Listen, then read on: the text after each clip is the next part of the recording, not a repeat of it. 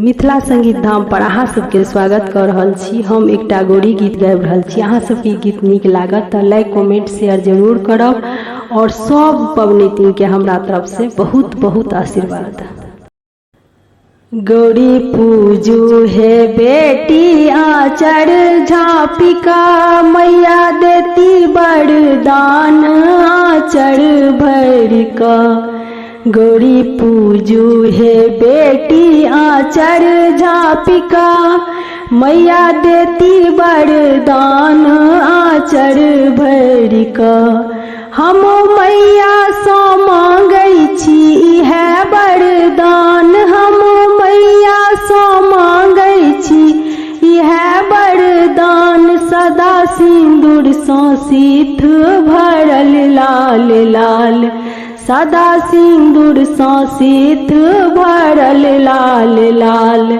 हम जाबत जीवी रही आही बात, सदा गूंजत रहे मोर बलम जी के नाम, सदा गूंजत रहे मोर बलम जी के नाम। गौरी पूजू हे बेटी आचर झापिका, मैया देती वरदान आचर भरिका, मैया देती वरदान आचर भरिका। हम सासुर ले मांगै छी इहे वरदान, हम सासुर ले मांगै छी इहे वरदान। सास ससुर सो भरल रहे ई मकान, सास ससुर सो भरल रहे ई मकान।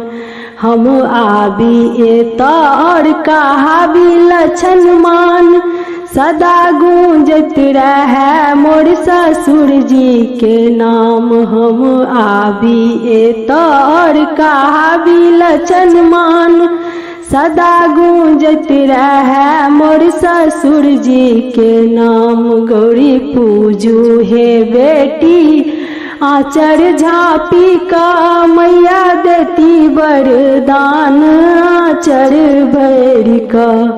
हम नैहर ले मांगै छी इहे वरदान, हम नैहर ले मांगै छी इहे वरदान। भाई भातिज सो भरल रहे ई मकान, भाई भातिज सो भरल रहे ई मकान। हम आबी एतर करी विश्राम, सदा गूंजत रहे मोर पिताजी के नाम। हम आबी एतर करी विश्राम, सदा गूंजत रहे मोर पिताजी के नाम। गौरी पूजू हे बेटी आचर झापिका, मैया देती वरदान आचर भरिका, मैया देती वरदान आचर